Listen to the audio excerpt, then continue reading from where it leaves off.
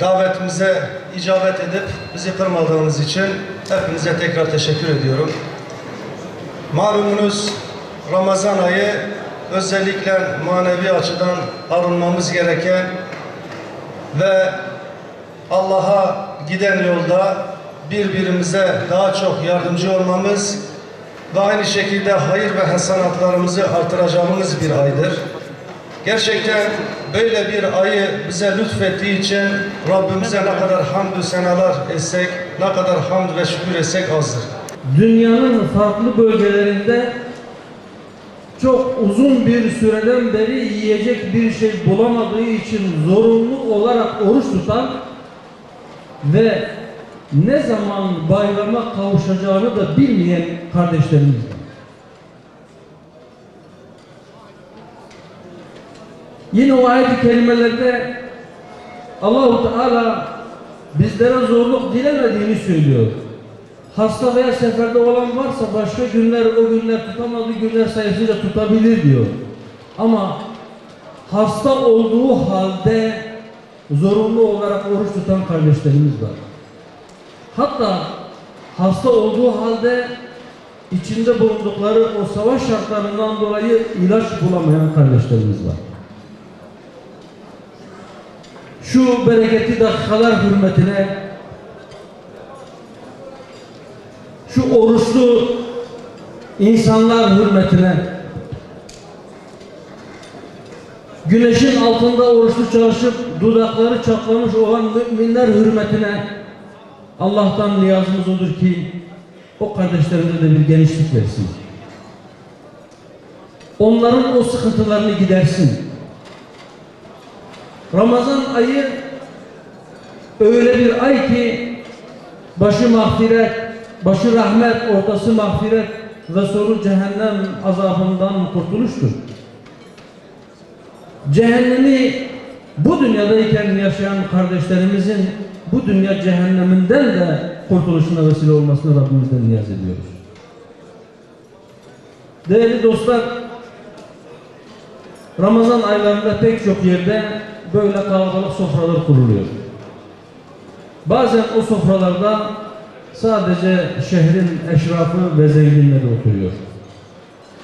Fakat belki en güzeli şehrin gariban insanlarının, şehrin yetimlerinin, şehrin fakirlerinin, şehrin muhacirlerinin, şehrin zayıf düşürülmüş insanlarının aynı zamanda şehrin eşrafıyla birlikte aynı sofralarda oturup birlikte iftar etmesidir. Güzel olan budur. Biz bugün bunu yapmaya çalıştık. Bugün 7. Ramazan'dır savaş şartlarını yaşayan Suriye'deki savaş ortamından kaçan kardeşlerimizle beraber iftar edelim istedik. Bugün 28 Şubat ve FETÖ yargısının mağdur ettiği insanların ve onların ailelerinin oturduğu sofralarda birlikte olmak istedik. Bugün çeşit çeşit vahşetler sergilemekte, sırtlanları utandıracak güruhların katlettiği kardeşlerimizin yakınlarıyla birlikte olmak istedik. Ve onların o kırık gönüllerinin hürmetine Rabbimizden istiyoruz, diliyoruz. Diyoruz ki, Ya Rabbi, memleketimiz bir daha böyle vahşetler yaşamasın. Ya Rabbi, cehennemi bu dünyada yaşayan, iç savaş nedeniyle ne zaman düze, aydınlığa çıkacağını dahi bilmeyen kardeşlerimize bir hayır kapısı aç, katından bir rahmet, bir yardımcı gönder. Ya Rabbi, aç iken iftar edecek bir lokma ekmek, hatta bir bardak temiz su bulamayan kardeşlerimize yardım elimizi uzatmaya gücümüz yetmiyor. O kadar çoklar ki ve o kadar uzaklardalar ki ve o kadar arada engeller var ki onlara ulaşamıyoruz. Bizleri mesul tutma ya Rabbi. Bizlere bir yol göster, o kardeşlerimize yardım edebilir. Yine Diyarbakır Sur ilçesinde çok ciddi bir mağduriyet yaşandı malumunuz. 1,5 sene önce adeta bütün bir ilçe komple yıkıldı. Orada mağdur olan pek çok insan var. Bir söz verilmişti. Onların mağduriyetleri kısa sürede giderilecekti. Fakat maalesef bugüne kadar onların mağduriyetleri de giderilemedi. En azından önemli bir kısmı halen daha o mağduriyetleri devam ediyor. Bu dakikalar kalplerin incelmiş olduğu dakikalar ve biz o incelmiş kalpler hürmetine o kardeşlerimizin yaralarının da bir an önce sarılması için bizlere fırsatlar bahşetmesini Rabbimizden diliyoruz.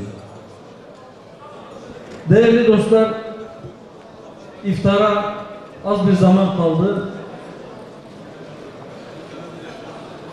İftar öncesi bir dua olacak programda. Bir dua okunacak. Bana bildirilen programa göre. Ben ona zaman kalsın diye sözlerimi burada noktalıyorum. Tekrar davetimize icabet ediniz, geldiğiniz için hepinize teşekkürlerimi sunuyorum. Rabbim kabul etsin oruçlarınızı, dualarınızı, ibadetlerinizi. Hepinizi Allah'a emanet ediyorum. Esselamu Aleyküm ve Rahmetullahi ve Berekatuhu.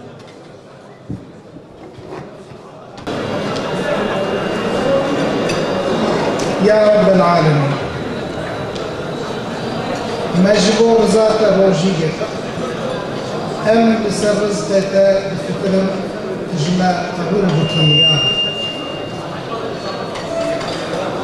Ya Rabbi, em afu kirina günahı karıştırdık lazım.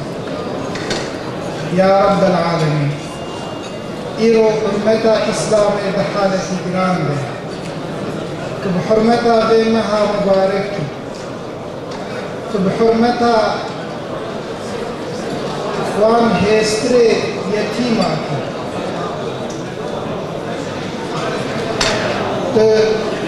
ما جدي حالي بأمتها جدي حالها زوجة خلاص يا رب العالمين كروجيانا لميجانا عبادتنا تسبيحنا تهليلنا ترجمة قلوبنا آمين والحمد لله رب العالمين سبحان ربك رب العزة عما يصفون وسلام على المرسلين والحمد لله رب العالمين ربنا تقبل منا بحرمة الفاتح